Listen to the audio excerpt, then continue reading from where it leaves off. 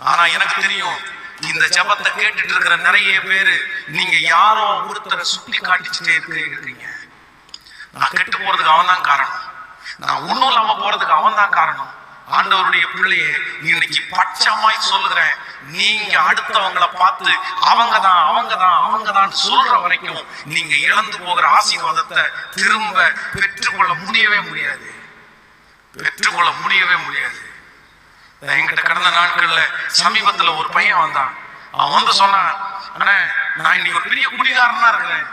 நான் சொல்றேன், ஏன்டா நீ குடிக்கிறதுக்கு என்னடா காரணம், என்னடா பிரச்சனை அப்படின்னு கேட்டா, எனக்கு யாருமே காரணம் இல்லை, என் அப்பா தான் காரணம் அப்படின்னு.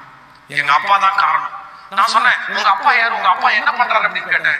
எங்க அப்பா வந்து ரயில்வேல இருந்தாரு, ரிட்டையர்ட் ஆயிட்டாரு, இப்ப வீட்டுல தான் உட்கார்ந்து இருக்கிறாரு. அப்ப நீ என்ன படிச்சேன்னு கேட்டேன். அவன் டிகிரி படிச்சேன்னு என்கிட்ட சொன்னான். ஏப்பா டிகிரி படிக்கிற வரைக்கும் நீயா சம்பாதிச்சு படிச்சியா இல்ல உங்க அப்பா